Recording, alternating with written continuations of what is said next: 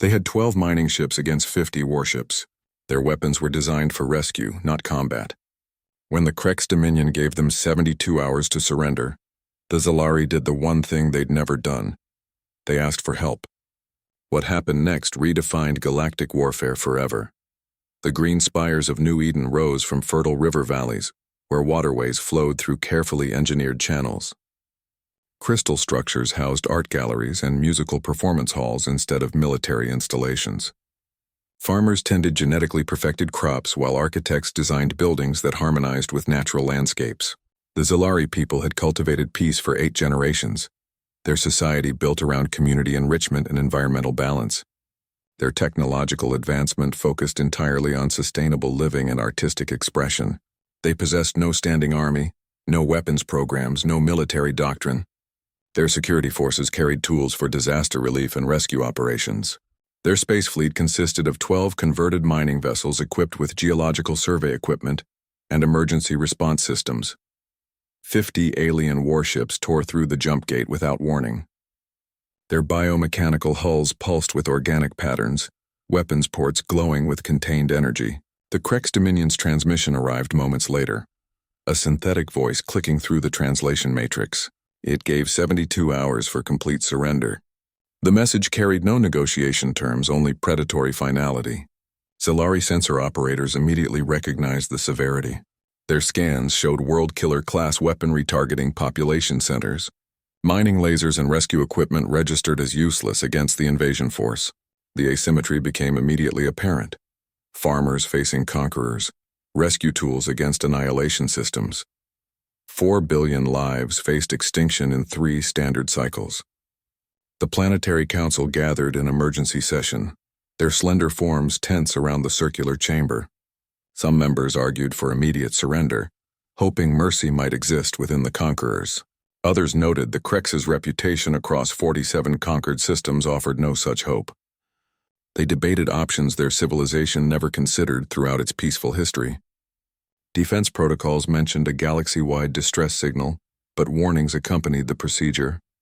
The broadcast could attract worse predators than the immediate threat. Their decision represented the greatest departure from tradition in their species' history. Whisper Wind, the lead council member, authorized the transmission. They attached every data fragment on Krex ship configurations and formation patterns. The signal launched toward every listening post and relay station across known space. It traveled at light speed into the unknown, carrying the hopes of a civilization that had never needed weapons until this moment. The message contained no military secrets, only mining vessel schematics and agricultural data. It represented everything the Zalari were, everything they built, everything they stood to lose. Their first military decision became their only possible choice. The transmission spread through the void as the Krex continued positioning maneuvers. Their biomechanical ships arranged in perfect formation patterns. Confident in their superiority, Zalari defense teams scrambled to convert mining equipment into makeshift weapons. They mounted rock-cutting lasers on transport craft and loaded ore processors with volatile minerals. Their preparations seemed hopeless against the advanced war machines orbiting their world. The countdown continued toward certain annihilation. 4 billion lives waited for an answer that might never come. Whisper Wind studied the tactical display, slender fingers tracing the glowing ship markers. 12 converted mining vessels formed a thin defensive line against 50 warships. Their rock cutters and mineral scanners registered as useless against Krex armor. The math offered no favorable outcomes, only percentages of loss. The council chamber remained silent except for the hum of projection equipment. Members exchanged glances across the circular table, their normally serene faces tight with tension. This civilization had never needed to calculate military odds before today. One faction argued for immediate surrender, their voices measured but strained. They suggested the Krex might show mercy to a compliant population. Their reasoning drew from historical precedents of peaceful transitions between civilizations. They proposed offering agricultural technology and terraforming knowledge as tribute. Their position reflected the Zalari core belief in negotiation over conflict. They viewed surrender as the logical extension of their peaceful principles, a difficult but necessary choice to preserve lives. The opposition countered with grim certainty. They cited intelligence gathered from nearby systems about Krek's methods. The conquerors had never accepted surrender in 47 previous campaigns. Their pattern showed systematic eradication of native populations, followed by biological harvesting. These council members believed surrender meant organized extinction rather than chaotic resistance. They saw no difference between fighting and yielding except the manner of their demise. Their arguments carried the weight of documented genocide across multiple star systems. The emergency protocols contained one untested option. A galaxy-wide broadcast could reach every listening post and relay station. Ancient warnings accompanied the procedure, suggesting unknown dangers lurked in the darkness between stars. Some species might use distress signals to locate vulnerable worlds. The council debated whether calling for help might attract predators worse than the Kreks. They weighed immediate annihilation against potential future threats from unknown quarters. The decision represented their species' greatest philosophical departure from 8 generations of pacifism. Whisper Wind made the final choice. They would attach every data fragment on Krek ship configurations, weapon signatures, and formation patterns. The transmission would include their own vessel schematics and planetary defenses. They would reveal their complete vulnerability to anyone listening. The signal launched toward every known relay point and communication hub. It carried the hopes of 4 billion beings who had never conceived of needing protection. The message spread at light speed, a desperate gamble cast into the silent void. Their civilization's first military decision became their only possible strategy for survival. The transmission codes flashed across the main screen as the signal deployed. Council members watched the data stream flow outward, their expressions a mix of hope and dread. They had broken with centuries of tradition in moments. Their peaceful society had just issued a call for violent intervention. The Krek ships continued their positioning maneuvers, unaware of the message spreading through subspace. Their perfect formations shifted into attack patterns as the 72-hour deadline continued counting down. The Zalari had placed their fate entirely in the hands of strangers. The Zalari monitored their communications console as the Krek's warships completed their attack formations. 48 hours remained on the countdown. Their distress signal had traveled 12 light-years in every direction. Known systems with advanced capabilities should have responded within hours. The main display showed only incoming Krek's positioning data and outgoing signal strength metrics. No replies appeared in any frequency band. Sensor technicians tracked the signal's progress through neighboring systems.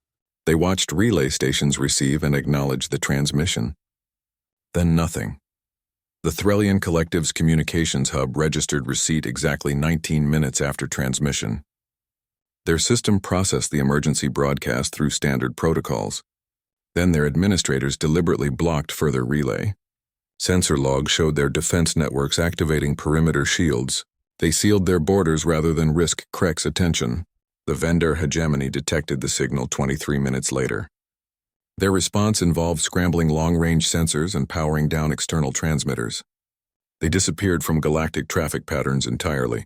7 other civilizations followed similar protocols. Each species protected themselves by ignoring the plea. The Krek's command ship detected the broadcast within the hour. Their sensor officer reported the distress signal to Commander Vexar. The biomechanical being's mandibles clicked in rhythmic amusement. They analyzed the Zalari transmission and found only mining equipment schematics and agricultural data. Their tactical assessment confirmed the civilization posed zero military threat. Vexar ordered attack preparations accelerated. The fleet shifted from standard siege formation to full assault readiness. Weapon systems charged to maximum capacity. Their scanners showed Zalari defense efforts involving converted mining lasers and ore processors. The Kreks viewed these preparations as pathetic. Zalari engineers worked desperately to modify their equipment. They mounted rock cutters on transport craft and loaded processing units with volatile minerals. Their efforts produced makeshift weapons that registered as negligible threats on Krek sensors. The invaders' bioarmor could withstand asteroid impacts. Mining tools proved useless against advanced military technology. The countdown continued toward annihilation. 36 hours remained when Communication Officer Lyra Sunfall detected an anomaly. A single response ping originated from an uncharted system designated Sol in old star charts. The signal used ancient compression algorithms. The message contained no complex data or tactical information. A human voice spoke 3 sentences in clear galactic common. The voice identified itself as coming from TerraWatch Command. It acknowledged receipt of the Zalari transmission and attached Krek's intelligence. The speaker promised assistance was already mobilizing. Then the channel went silent. Lyra replayed the message twice, analyzing its authenticity. The signal originated from a system with no previous galactic contact records.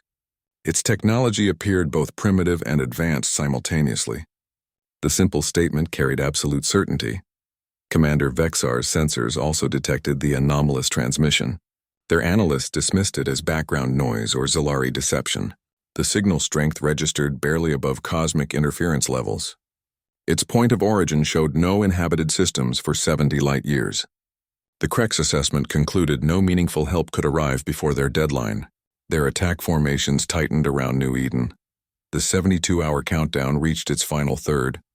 The Zalari had one uncertain promise against 50 warships. Their defense preparations continued with renewed purpose despite the overwhelming odds. They had nothing except a voice from the darkness saying help was coming. Admiral Kate Morrison received the transmission on an old deep space monitoring array. The signal used compression algorithms from early human space exploration era. Her team decoded the Zalari plea in 17 minutes. TerraWatch analysts immediately recognized the severity. They studied the attached Krek's vessel schematics and formation patterns. The data showed 50 warships surrounding a peaceful agricultural world. Their assessment confirmed the Zalari had no military capability beyond modified mining equipment. The situation represented clear extermination protocol against defenseless beings. Command staff divided into clear factions during the emergency briefing. Some officers argued this wasn't Earth's conflict. They noted humanity had no diplomatic relations with either species. The distance required massive resource commitment with uncertain outcome. These commanders advocated monitoring the situation rather than intervention. They cited protocol about non-interference with developing civilizations.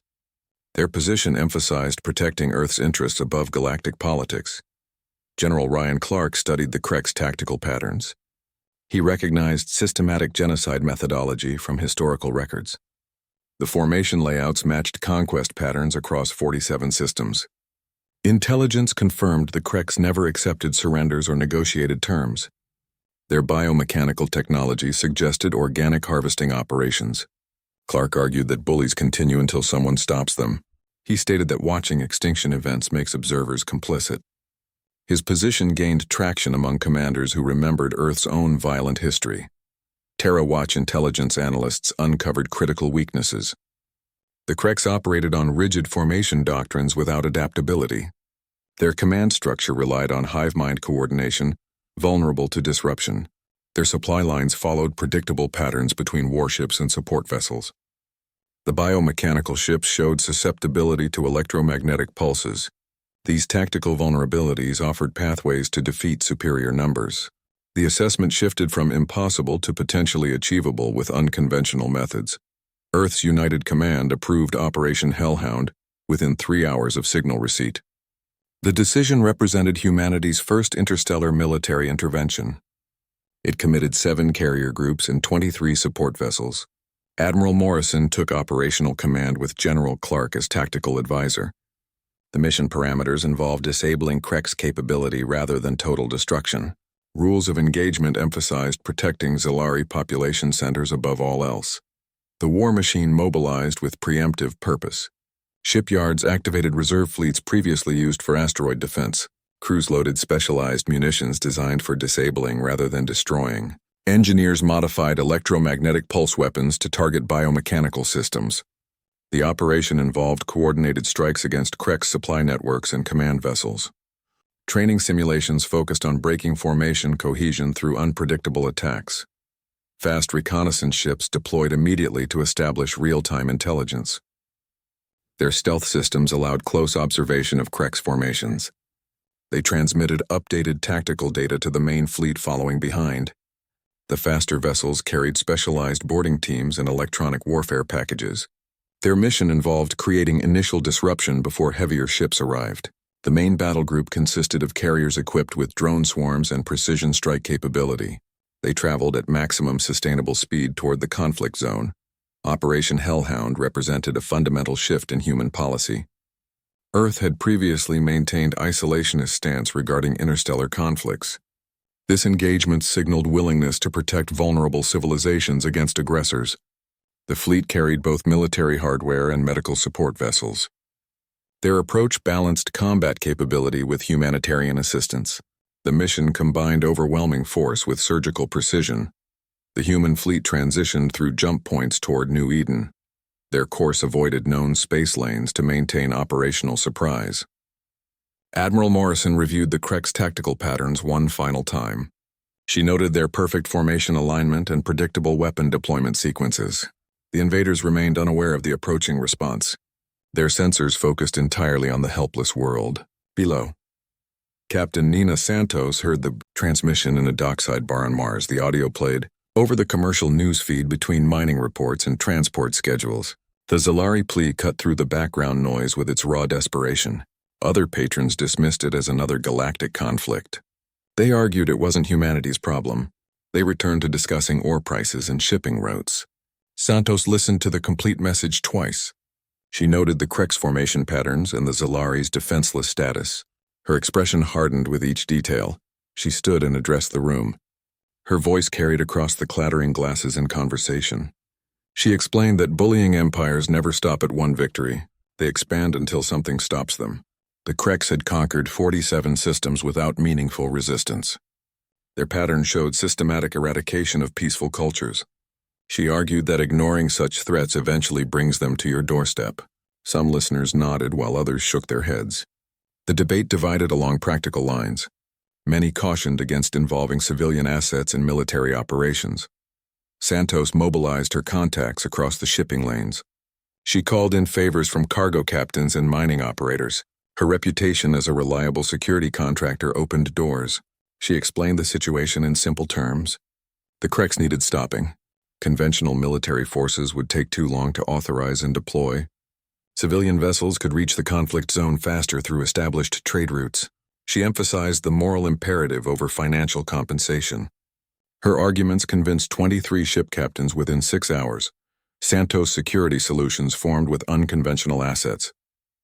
The fleet included 12 heavy cargo haulers, 8 mining vessels, and 3 smuggling craft.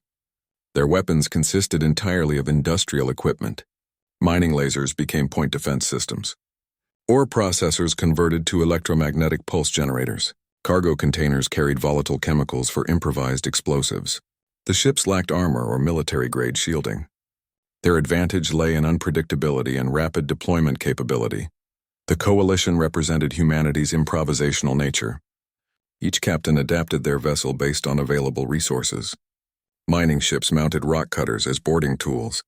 Smuggling craft installed sensor jammers from salvage technology. Cargo haulers reinforced their hulls with spare plating. The fleet operated without standardized protocols or command structure. Santos coordinated through simple communication channels and shared objectives. Their departure happened before official military approval processes completed. They transitioned through jump points using civilian navigation routes. Their course avoided military patrol sectors and monitoring stations. The mixed fleet maintained commercial transponder signals to avoid suspicion. Santos studied the Krek's formation data during the journey. She identified supply line vulnerabilities and command ship locations. Her tactics focused on disruption rather than direct engagement. The civilian vessels became instruments of war through necessity rather than design. Their approach contrasted sharply with military procedure. No uniform protocols governed weapon deployment or combat maneuvers. Each ship captain operated with autonomous decision-making authority. Communication involved simple coded messages rather than encrypted military channels. The fleet's strength lay in its chaotic operational pattern. They reached the conflict zone perimeter as the Kreks entered final attack preparations.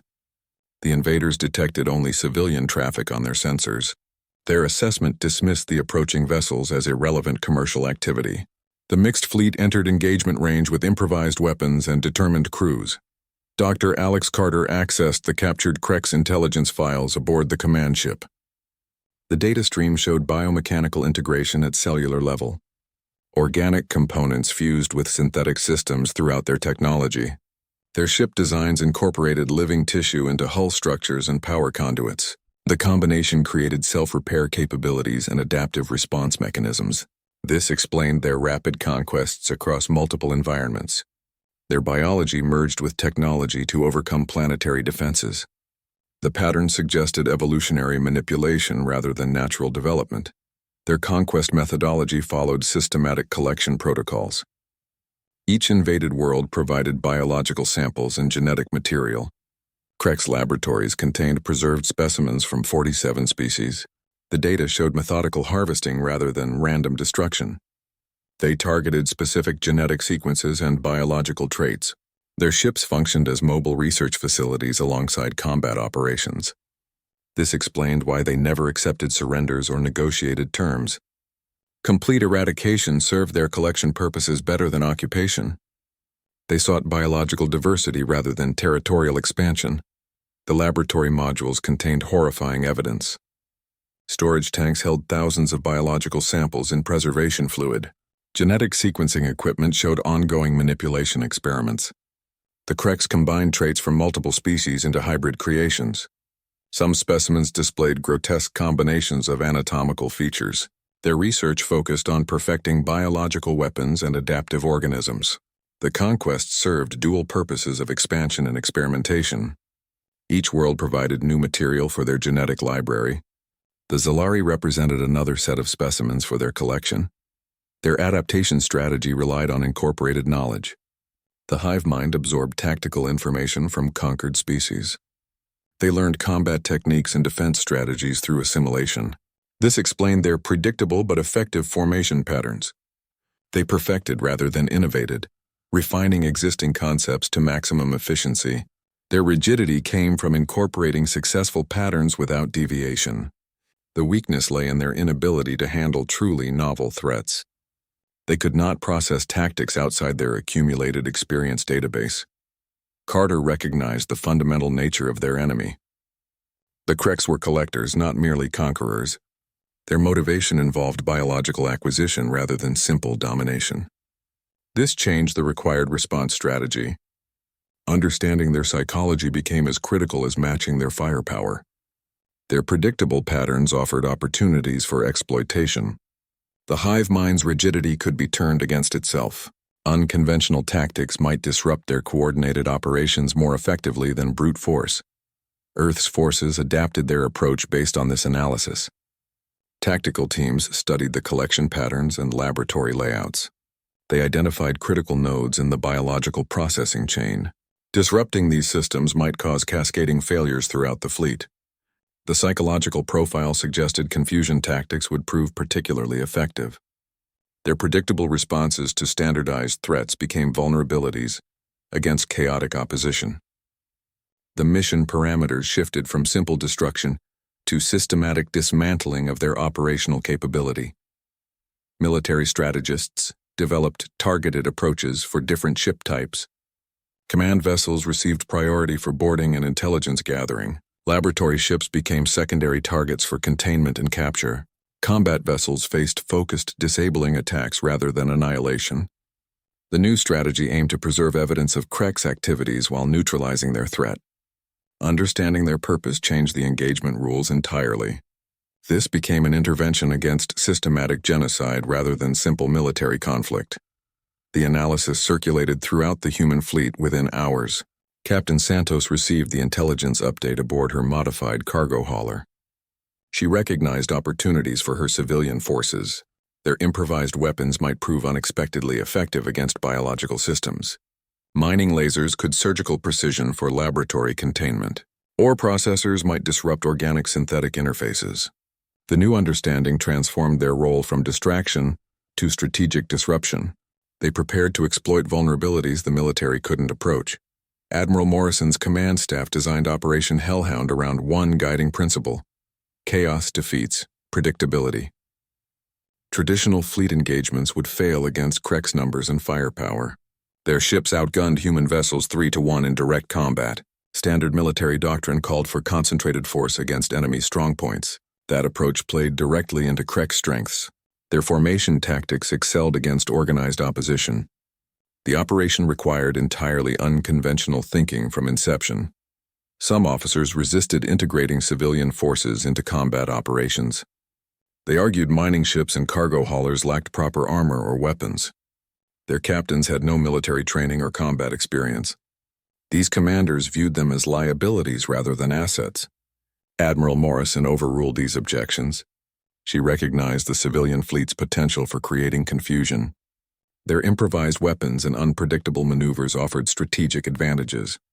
The plan assigned them disruption roles rather than direct combat. Operation Hellhound targeted Krek supply lines instead of warships. Their formation relied on perfect logistics and coordinated movements. Cargo vessels provided fuel, ammunition, and biological materials. Destroying these support ships would cripple their combat capability. The strategy involved striking where they felt most secure. Their predictable supply routes became vulnerable points. Mining vessels could deploy industrial cutters against unarmored freighters. Cargo haulers could create obstacles with their massive hulls. Psychological warfare became a core component. Dr. Carter's analysis revealed hive mind vulnerabilities. The Kreks operated on shared consciousness with limited adaptability. Introducing unpredictable stimuli could cause system-wide confusion. The plan included broadcasting disruptive signals across their communication networks. Boarding teams would plant sensory overload devices aboard command vessels. The goal involved breaking their coordinated actions through mental disruption. The experimental stealth destroyer Ghostwalker joined the fleet under Captain Rob Hunter. Its cloaking technology rendered it nearly invisible to sensors. The ship carried specialized electronic warfare systems and infiltration teams. Its capabilities remained theoretical, never tested in actual combat. The destroyer could insert boarding parties undetected into enemy formations. Its weapons focused on disabling systems rather than destroying hulls. The vessel represented humanity's technological innovation applied to warfare. Operation Hellhound leveraged human unpredictability as its primary weapon. The Kreks expected disciplined military tactics from their opponents. They understood organized fleets and standard engagement protocols. Human forces would employ chaotic, individualized approaches instead. Each ship captain received autonomy to improvise based on circumstances. The lack of standardized procedures became an advantage. This flexibility countered the hive mind's rigid predictability. The fleet arrived at New Eden's periphery using unconventional jump coordinates. They avoided standard approach vectors to maintain surprise. Sensors showed the Krek's fleet in perfect attack formation around the planet. Their weapons systems targeted population centers below. The invaders remained unaware of the approaching human forces. Their attention focused entirely on the helpless Zalari world. The operation required precise timing across multiple attack groups. Admiral Morrison reviewed the final deployment orders. The civilian fleet would initiate contact first. Their improvised weapons would strike supply vessels and create confusion. Military forces would engage once Krek's formations began destabilizing. The Ghostwalker would infiltrate their command network during the chaos. Success depended on coordinated chaos across all units. The fleet moved into position as the Kreks entered their final attack sequence. Commander Vexar monitored sensor feeds showing approaching human vessels. His biomechanical interface displayed mixed ship signatures, military-grade carriers alongside civilian freighters and mining craft. The formation appeared chaotic and disorganized. His tactical assessment concluded inferior technology and minimal combat capability. Their approach pattern showed no standard military coordination. Vexar dismissed them as primitive interference rather than meaningful opposition. His mandibles clicked in rhythmic dismissal. The Krek's fleet maintained perfect defensive formation around New Eden. Their ships held position according to centuries-old tactical doctrine. Weapon systems remained focused on planetary targets below. Sensor operators confirmed the human vessels carried minimal armament. Their assessment showed mining lasers and industrial equipment rather than military hardware. The invaders anticipated adding human genetic material to their collection.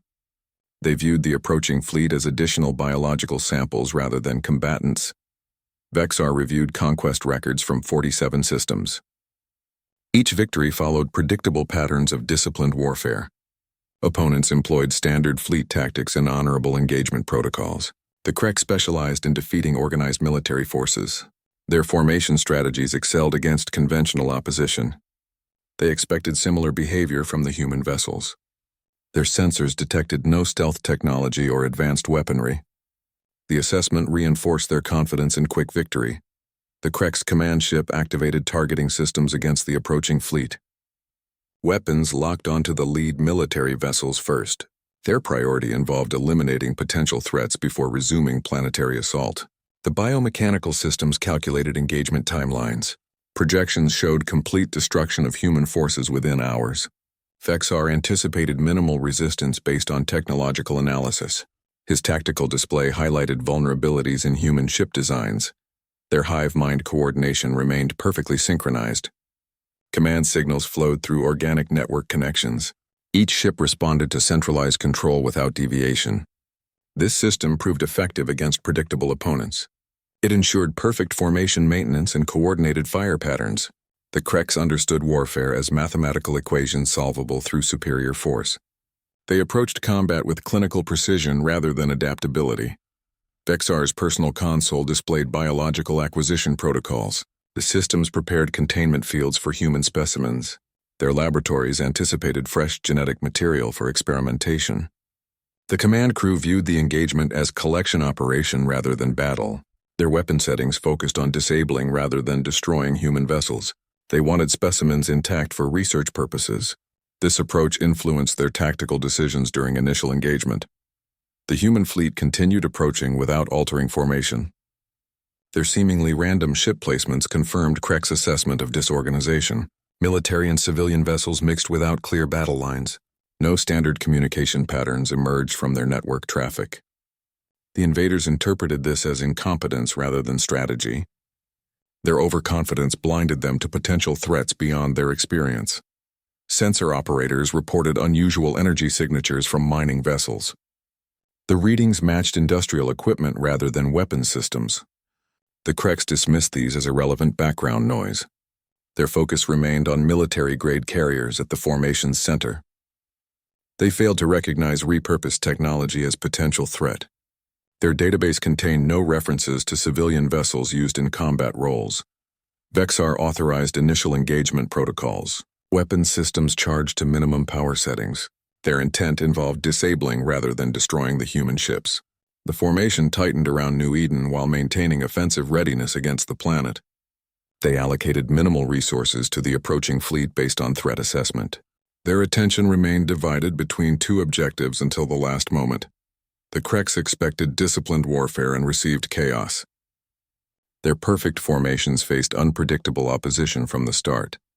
Santos's civilian fleet activated mining lasers against supply vessels. Industrial cutters sliced through unarmored fuel tanks. The first explosions disrupted their coordinated patterns. Vexar's mandibles stopped clicking as confusion spread through the hive mind. Santos's civilian fleet hit the Krek supply lines without warning. Mining vessels activated industrial cutters against unarmored cargo ships. Their lasers sliced through fuel tanks and ammunition storage. The Krek's escort ships responded too slowly to the unconventional attack. Their tactical protocols had no contingency for civilian vessels in combat roles. They hesitated while assessing the threat level. This delay proved costly as explosions rippled through their logistics network. Industrial equipment proved brutally effective against unprepared targets. Rock crushers mounted on mining ships tore through Krek's hull plating. Ore processors emitted electromagnetic pulses that disrupted biomechanical systems. Fuel depots detonated in chain reactions, creating massive navigation hazards. Debris fields spread through formation zones, forcing warships to alter course. The chaos multiplied as Krek's vessels collided with floating wreckage. Their perfect coordination began fracturing under multiple pressure points. The predictable hive mind could not process the unstructured assault. Krek's command ships received conflicting damage reports from across the fleet. Their tactical computers attempted to categorize the attacks using existing databases. Nothing matched standard military engagement patterns. Mining lasers registered as industrial tools rather than weapons. Civilian vessels showed no combat signatures or formation patterns. The hive mind's rigidity became its greatest weakness against improvisational warfare. Ships originally designed for rescue operations now disabled warship engines. Medical transports deployed containment foam across propulsion systems. Search and rescue craft used tractor beams to spin enemy vessels off course. The Krek's targeting systems could not prioritize these non-threatening assets. Their weapons remained focused on military targets while civilian ships wreaked havoc. The asymmetry of the engagement confused their tactical algorithms. They faced opponents who fought without rules or predictable patterns. A garbage hauler designated Scrap King approached a crippled Krex destroyer. The massive civilian vessel carried mined-out asteroid rock and industrial waste. Its captain calculated an intercept course with damaged engines. The impact sheared through the destroyer's weakened hull structure. Secondary explosions tore both ships apart. The detonation eliminated 3 additional Krex vessels caught in the blast radius. This spontaneous act of sacrifice demonstrated the human willingness to employ any means necessary. Human improvisation overwhelmed Krex discipline at every turn. Each civilian ship fought with autonomous creativity, rather than centralized command. Mining vessels became precision-cutting tools against structural weak points. Cargo haulers created obstacles and distractions with their massive hulls. Smuggling craft deployed sensor jammers that confused targeting systems. The diversity of approaches prevented standardized countermeasures.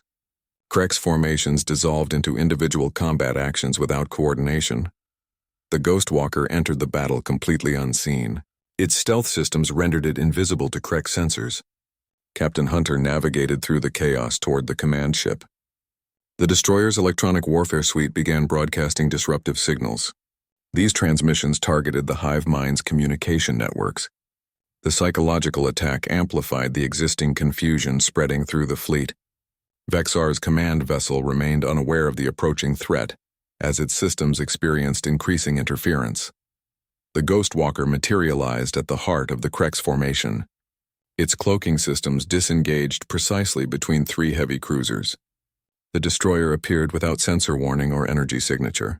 Krex vessels continued their attack patterns, unaware of the threat within their ranks. Captain Hunter activated the message system with a single command. The ship's broadcast array targeted every Krex communication frequency simultaneously. The Krex bridge networks received a devastating auditory assault. Screams of dying machines echoed across their command channels. Roaring beasts and shattering metal overwhelmed their audio sensors. The sounds triggered primal fear responses in their biomechanical systems. Their hive mind experienced discord for the first time in their history. The shared consciousness fractured under the psychological pressure. Some crew members believed their ships were tearing apart. Others thought demons had boarded their vessels. Boarding pods launched from the Ghostwalker's ventral bays. They struck the Krex command ship's hull with magnetic clamps. Terran Marines in powered armor blew through emergency airlocks. Their genetic enhancements provided superior speed and strength. They moved through corridors with lethal efficiency. Krex warriors fell to specialized close-quarters weapons. The Marines secured engineering and bridge sections within minutes. Sergeant Rodriguez reported successful capture of the command center. Their leader's transmission confirmed elimination of the enemy command staff. The psychological attack created system-wide confusion across the fleet. Krex ships lost coordinated movement patterns. Vessels that should have supported each other now acted independently. Some turned to investigate imaginary threats. Others powered down weapon systems in confusion.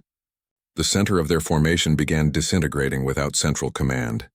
The hive mind's perfect coordination shattered into chaotic individual actions. Terror and ingenuity broke the Krex's cohesive structure. Their reliance on predictable patterns became their greatest weakness. The unconventional assault exploited psychological vulnerabilities they never knew they possessed. Their biological components reacted violently to the fear-inducing stimuli. Synthetic systems overloaded trying to process the chaotic input. The entire fleet stumbled into disorganized confusion. Earth's main fleet engaged the disorganized enemy. Military vessels targeted isolated Krex warships. Their attacks focused on engines and communication arrays. The disciplined assault capitalized on the enemy's confusion. Krex ships could not form defensive patterns or coordinate counterattacks. They fell to precise strikes without supporting their neighbors. The battle turned from chaotic melee to systematic dismantling. Human forces employed disabling tactics rather than destruction. They targeted propulsion systems and weapon controls. Boarding teams secured additional command vessels. The psychological warfare continued through captured communication channels. False orders and panic-inducing sounds spread through remaining networks. The Krex fleet's collapse became inevitable once coordination failed. Their technological advantage meant nothing without unified action. The Ghostwalker remained at the formation's center, broadcasting disruptive signals. Its presence ensured continued confusion among surviving ships. Captain Hunter monitored the battle's progression with clinical detachment. The psychological gambit had achieved its designed effect. What began as perfect formation had become scattered resistance. Earth's main fleet advanced through the broken enemy lines. Captain Sarah Mitchell gripped the command console aboard the fast attack cruiser Viper. Her orders emphasized disabling over destruction. This approach required surgical precision against overwhelming numbers. Some pilots protested the restrictive rules of engagement. They argued killing enemies proved more efficient than disabling ships. Mitchell understood their frustration but maintained discipline. Her strategy focused on breaking Krek's coordination rather than eliminating individual vessels.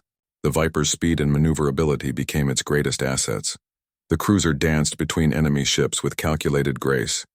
Its weapons targeted engines and communication arrays with pinpoint accuracy. Krek's vessels lost propulsion and coordination capabilities.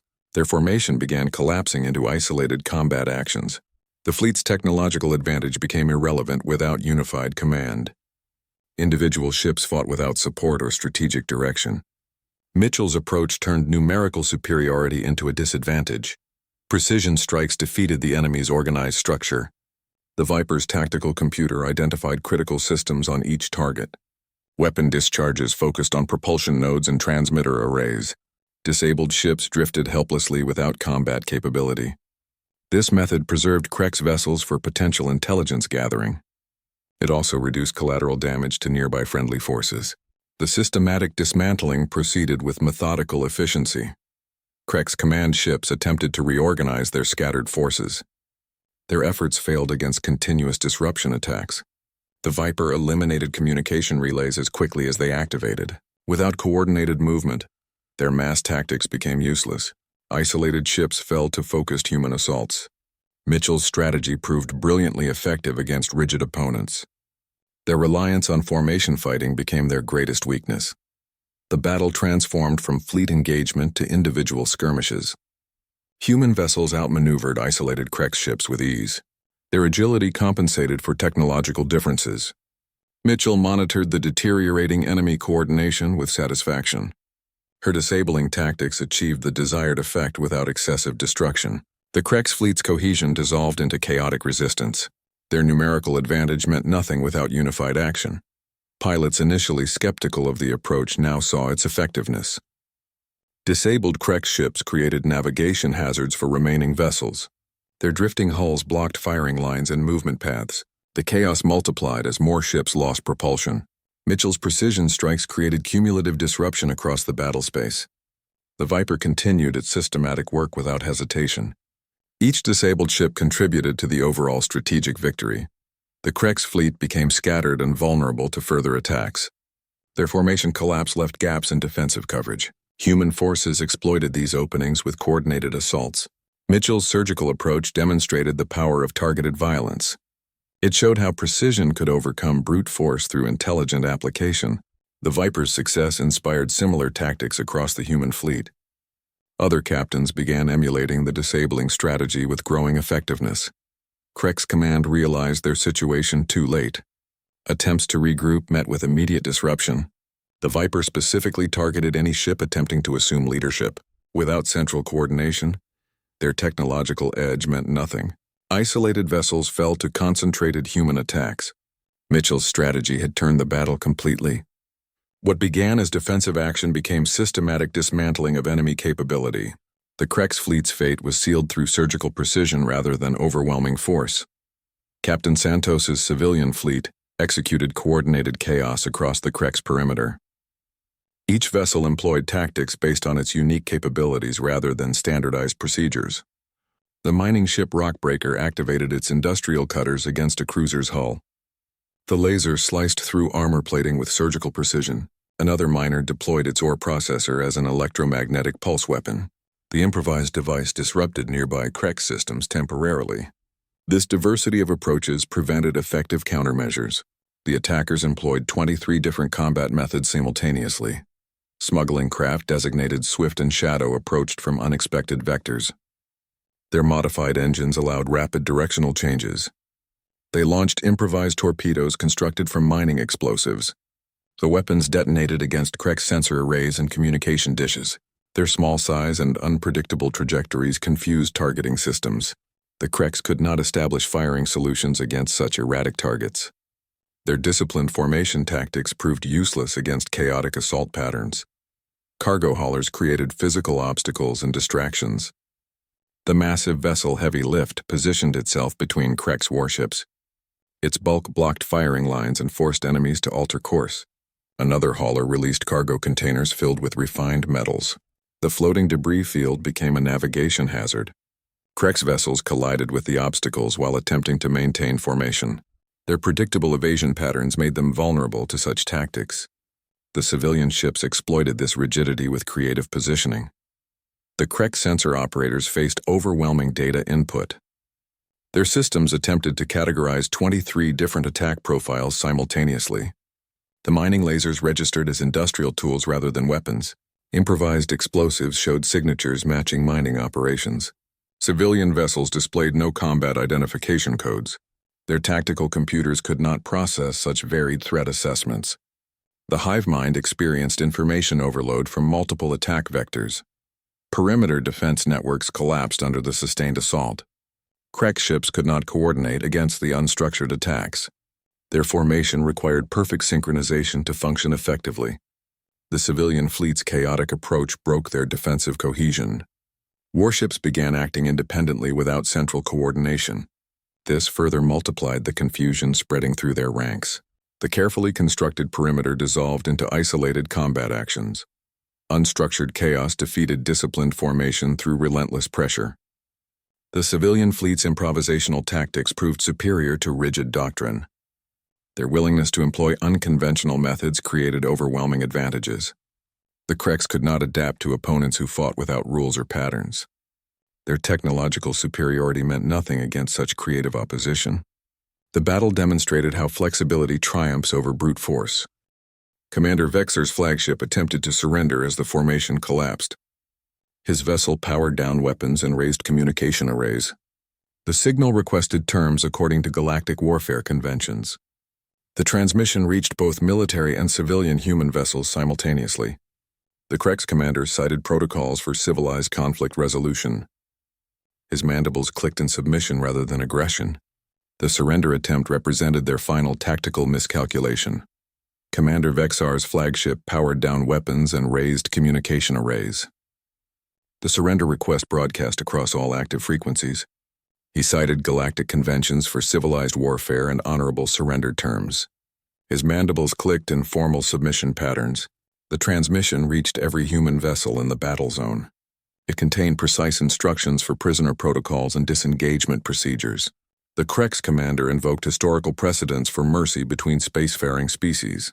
Admiral Sullivan received the transmission aboard his command carrier. His tactical display showed the remaining Krek's fleet following surrender protocols. Their weapons powered down in sequence across the formation. The scene appeared orderly and disciplined.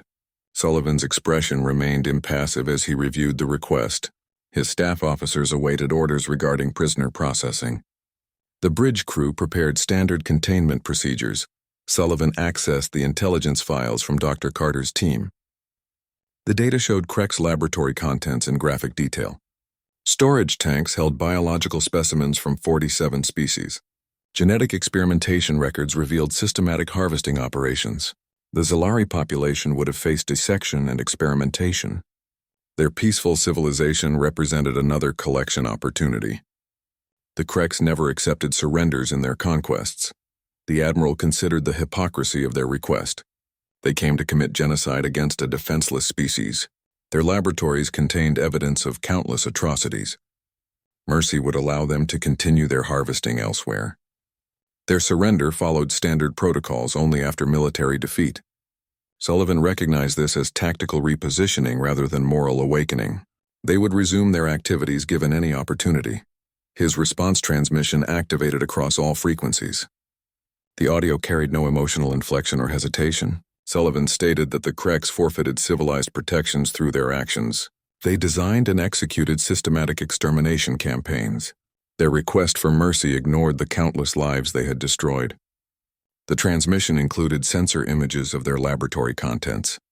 It showed the reality behind their polished surrender request. Sullivan offered quick death instead of slow extinction. He gave the remaining Krex ships 1 minute to power down completely. Those who complied would face containment and interrogation. Those who resisted would receive immediate destruction. The flagship represented the command structure behind 47 genocides. It would not receive prisoner status under any circumstances. The countdown began across all communication channels. The Krex flagship attempted to reactivate weapon systems. Its biomechanical interfaces glowed with emergency power.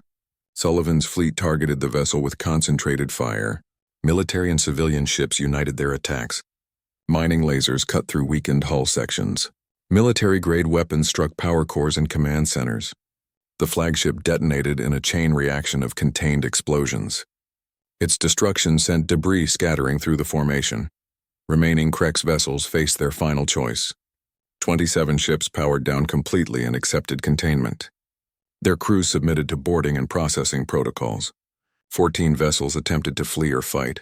They met immediate destruction from coordinated human forces. The battle concluded with systematic efficiency. Sullivan's decision established a new precedent for dealing with genocidal threats. The galaxy would learn that some actions precluded mercy entirely. The Terran fleet began processing prisoners and securing disabled ships. Their actions balanced necessary harshness with controlled precision. The Krex learned that genocide invitations received specific responses. Their defeat sent a clear message across known space. Some cries for help would always be answered. Dr. Alex Carter entered the captured Krex laboratory ship through a breached airlock. The corridor showed organic patterns fused with synthetic materials. Biological components pulsed with faint energy along the walls. The main research chamber contained rows of preservation tanks. Each tank held biological specimens from different species. Genetic material floated in nutrient solutions. The collection represented systematic harvesting across multiple systems. Dr. Carter recognized anatomical features from known spacefaring races. Some specimens showed deliberate modifications and combinations. The true purpose became immediately apparent. This was not simple conquest or resource acquisition. The Krex were conducting methodical biological experimentation. Their conquests served dual purposes of expansion and research. Each defeated species provided new material for their studies. The laboratories contained detailed records of genetic manipulation. They sought to create perfect biological weapons and adapted soldiers. Their goal involved combining species traits for specific advantages. This explained their rapid adaptation during conquest campaigns. Hybrid creations lined the secondary laboratory walls. These beings showed grotesque combinations of anatomical features. Some possessed multiple limbs from different species. Others displayed merged sensory organs or combined skeletal structures. The experiments aimed to maximize combat effectiveness and environmental adaptation. The Krex were building a slave army through forced evolution. Their methods showed complete disregard for ethical boundaries or natural development. Each hybrid represented countless failed experiments and suffering. The Zalari were destined for these tanks. Their peaceful nature and artistic biology held particular interest. Krex notes mentioned their unique neural structures and emotional sensitivity. These traits offered potential for psychological warfare applications. Their genetic material would have been harvested and experimented upon. The entire population faced dissection and modification. This revelation transformed the conflict's nature completely. What began as defense became moral imperative. Victory shifted from military success to prevention of further atrocities. The Krex could not be allowed to continue their experiments. Their expansion threatened countless other species with similar fate. The war became necessary protection for the entire galaxy. Earth's role fundamentally changed in that moment. Humanity became enforcers of ethical boundaries across star systems. Their intervention set a new precedent for galactic conduct. Dr. Carter's report circulated through the fleet within hours. Admiral Sullivan reviewed the findings with grim resolution. The intelligence confirmed their most disturbing suspicions. The Krex represented a threat beyond military conquest. Their biological experimentation endangered fundamental natural order. The war effort expanded to include complete dismantling of their research network. Every laboratory ship and research facility became priority targets. The discovery solidified human commitment to permanent intervention. They could not allow such practices to continue anywhere. Their victory would include destruction of all experimental data and specimens. The Krex Empire needed erasure from galactic history. Their methods represented everything humanity stood against. The conflict became crusade against systematic biological violation. Earth's forces began coordinated strikes against research vessels. Boarding teams secured laboratories for evidence collection. Medical personnel documented the atrocities for future reference. The scale of experimentation shocked even veteran soldiers. Some specimens showed signs of conscious suffering during modification processes. The Krex had crossed lines no civilization should approach. This understanding fueled renewed determination across the fleet. Every disabled ship and captured facility represented prevention of future horrors. The war effort gained moral clarity that transcended military objectives. Humanity accepted responsibility as galactic protectors against such threats. Their actions would ensure no species face similar experimentation again. The Krex laboratories became monuments to forbidden science. Admiral Sullivan stood before the Zalari Council in their rebuilt chamber. The green spires of New Eden rose behind transparent walls. The council members watched him with mixed gratitude and apprehension. Their slender forms remained tense despite the victory. Sullivan understood their unspoken concern. They had witnessed human efficiency and destruction. Their peaceful civilization now faced the reality of their savior's nature. The Admiral addressed their fears directly. He acknowledged humanity's predatory origins. His voice carried no apology or justification. He stated facts about human evolution. They developed as hunters and strategic killers. Their history involved millennia of perfecting warfare techniques. They thought of violence as a solution to problems. They enjoyed fighting and excelled at hating enemies. These traits made them potentially dangerous to any civilization. Sullivan explained the paradoxical reality. That same dangerous nature could protect rather than destroy. The galaxy contained threats like the Krex Dominion. These aggressors understood only force and domination. Peaceful civilizations needed protection from such predators. Sometimes the galaxy required monsters to stop bullies. Humanity accepted that role willingly. Their capacity for violence became a shield for the vulnerable. The Zalari Council absorbed this difficult truth. They represented perfect pacifism across generations. Their society never conceived of defensive violence. Sullivan's words challenged their fundamental beliefs. Yet they had witnessed the Krex's horrifying purpose. They understood the alternative to human intervention. Their entire species would occupy laboratory tanks without Earth's response. Humanity's danger became the galaxy's salvation through conscious choice. They channeled their aggressive instincts toward protection. Their military prowess served defensive purposes rather than conquest. The Krex defeat demonstrated this principle in action. Sullivan emphasized they would only use force against aggressors. Their nature remained constant, but their application changed. The resolution established a new galactic dynamic. Humanity's paradoxical identity created security through deterrence. Their reputation for effective violence protected peaceful civilizations.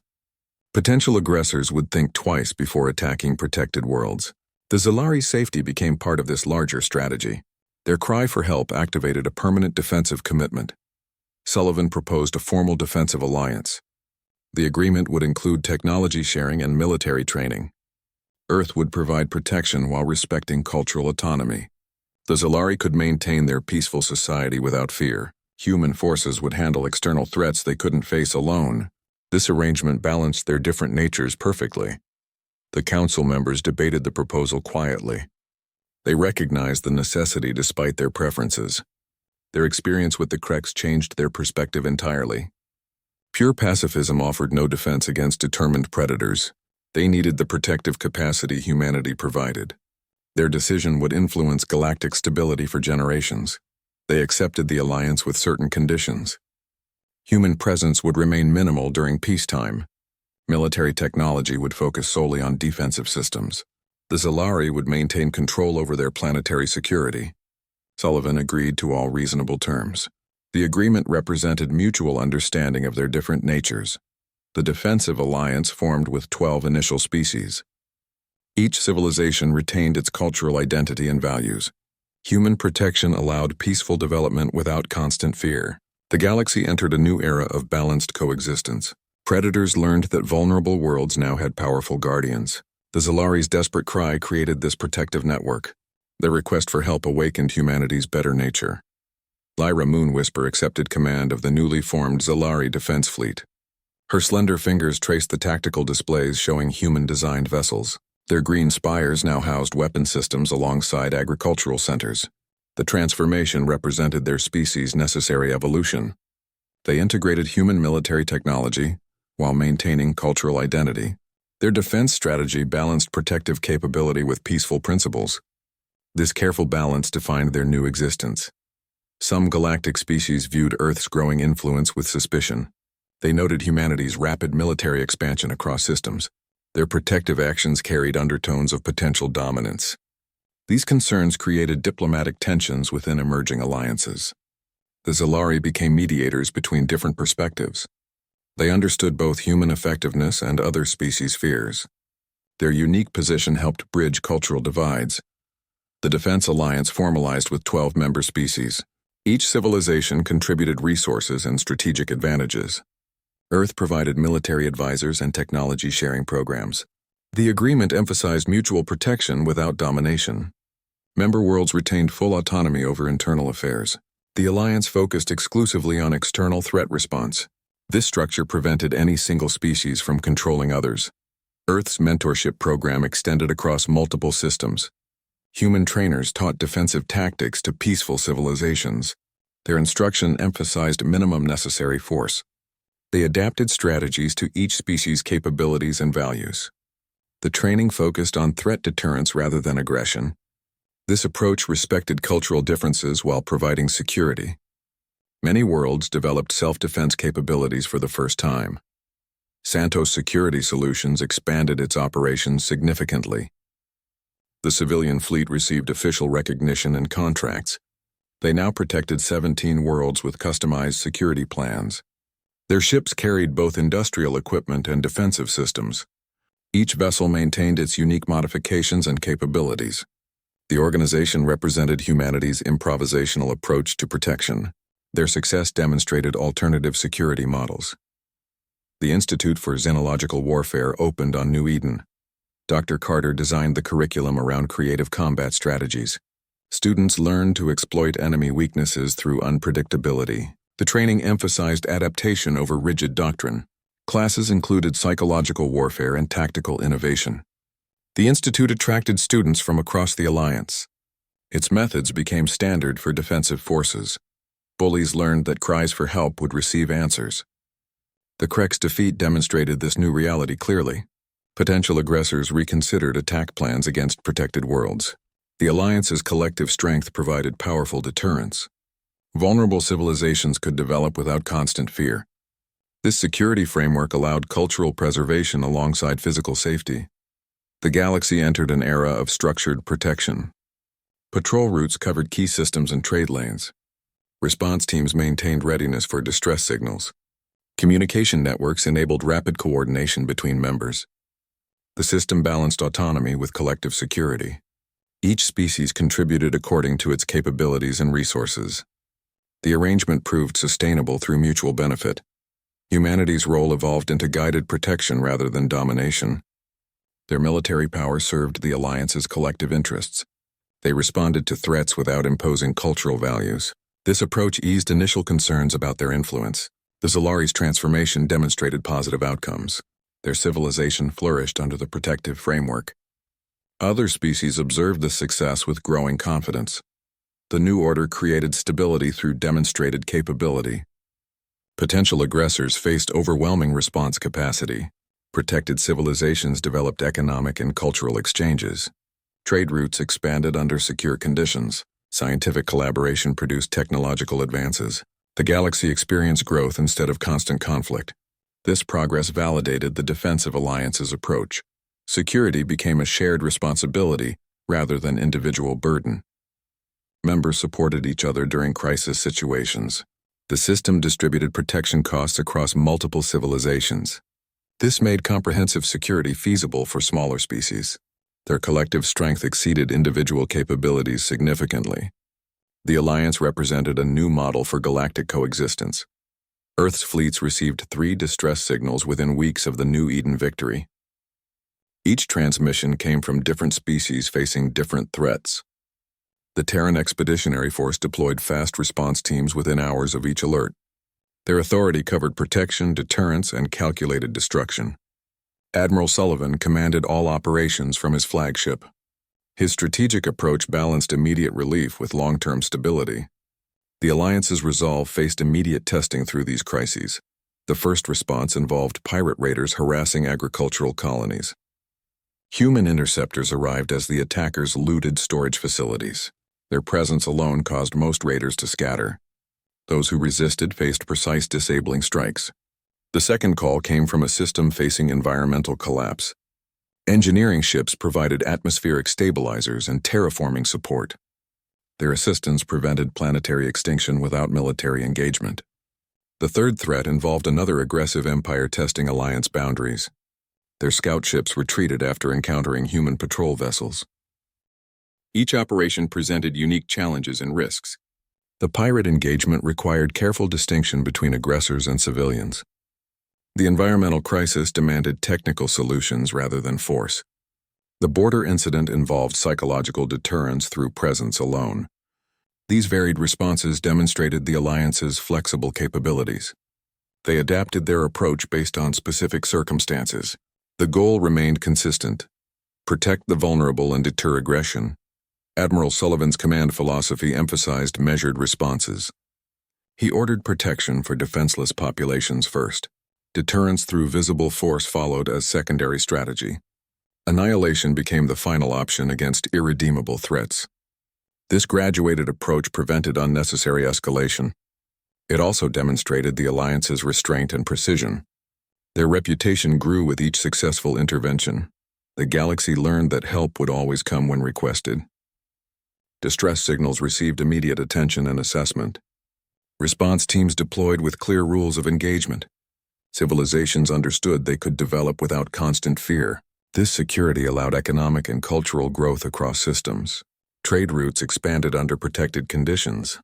Scientific collaboration produced technological advances. Bullies disappeared when humans answered the call. Potential aggressors reconsidered their plans carefully. The Krek's defeat demonstrated the consequences of attacking protected worlds. Smaller threats like pirate bands found their hunting grounds shrinking. The Alliance's presence created safe zones around vulnerable systems. This deterrent effect expanded with each successful operation. Peaceful civilizations flourished under the protective framework. Their resources went toward development rather than defense. Cultural and scientific achievements multiplied across member worlds. The Zalari's artistic and agricultural specialties experienced renaissance. Their dangerous cry created this new reality of security. What began as desperation became catalyst for galactic change. The vulnerable now had monstrous protectors guarding their space. Human vessels patrolled key systems and trade routes. Their reputation for effective violence served as powerful deterrent. This protection allowed small civilizations to maintain their identities. They could reject militarization while enjoying security. The arrangement balanced different values and capabilities. A durable pact secured the galaxy's future through shared responsibility. Member species contributed according to their abilities and resources. The system distributed protection costs across multiple civilizations. This made comprehensive security feasible long-term. The Alliance represented a sustainable model for coexistence. Its success encouraged additional species to seek membership. The galactic community entered an era of structured stability. Lyra Moonwhisper walked through the reconstructed council chambers, her slender fingers tracing the smooth organic walls.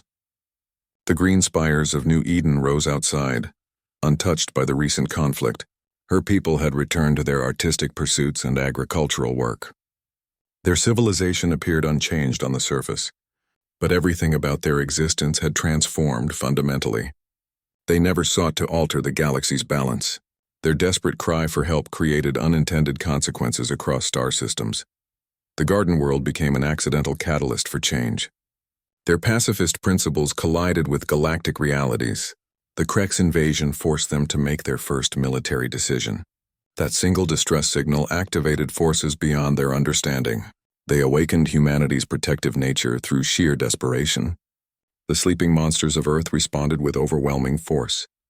Their intervention saved 4 billion lives but changed interstellar politics forever. The Zalari now lived with this paradoxical legacy. Their peaceful society spawned a military alliance. Their artistic values inspired defensive strategies. They remained committed to harmony while protected by violence. This balance required constant negotiation between ideals and reality. Their council meetings now included security briefings alongside cultural discussions. They integrated human military advisors into their administrative structure. Humanity's monstrous nature became their protective shield. Admiral Sullivan's words echoed through their rebuilding efforts. Predators could protect rather than destroy. Dangerous natures could serve peaceful purposes. The Zalari embodied this contradiction daily. They maintained their artistic traditions while warships orbited their world. Their agricultural innovations flourished under military protection. The galaxy learned new responses to distress signals. Silence was no longer the only answer to cries for help. Vulnerable civilizations could request protection without shame. The defensive alliance provided security without demanding cultural change. Member species retained their unique identities and values. They shared only the common need for safety from aggressors. Salvation came from the most unexpected source. The Zalari's cry reached a species they never knew existed. Humans answered with their particular talents and tendencies. Their effectiveness in violence created peace for others. This paradox defined the new galactic order. Monsters stood guard over vulnerable worlds. Bullies faced overwhelming response. The unintended architects now watched their creation grow. 12 species joined the protective alliance within months. Trade routes expanded under secured conditions. Scientific collaboration produced technological advances. Cultural exchanges flourished without fear of exploitation. The Zalari's desperate plea created this stability. Their moment of weakness became galactic strength. Their story demonstrated how crisis shapes destiny. Peaceful civilizations could trigger transformational change. Vulnerability could become strength through alliance. The galaxy now understood that help was always available. Distress signals would receive answers from unexpected quarters. Protection came in many forms, including monstrous ones. The Zalari continued their artistic pursuits with renewed purpose. Their creations now reflected both beauty and security. They designed structures that harmonized with defense systems. Their music incorporated themes of protection and community. They remained fundamentally unchanged, yet completely transformed. Their idyllic world became the capital of a new reality. Sometimes salvation wore frightening masks. The galaxy learned to appreciate paradoxical protectors. Human warships represented security rather than threat. Their violent nature served peaceful purposes. This understanding allowed civilizations to flourish. The vulnerable could develop without constant fear. The Zalari's cry created this new equation. Their legacy would echo through generations. The peaceful became powerful through alliance. The dangerous became protective through purpose. The galaxy found balance between these opposites. New Eden stood as testament to unexpected outcomes. Desperation built a better future for all. The Zalari's cry transformed the galaxy's nature. Silence was no longer the only response to a plea for help. Earth's monsters now stand guard over the vulnerable. Their intervention shattered the Krex Dominion's power in a single decisive battle after conquering 47 star systems. What began as a desperate signal on every frequency became a durable alliance of 12 species. The vulnerable can grow without fear. Aggressors face overwhelming response. A call for help will always be answered. Humanity's nature now serves as protection. The galaxy has new guardians.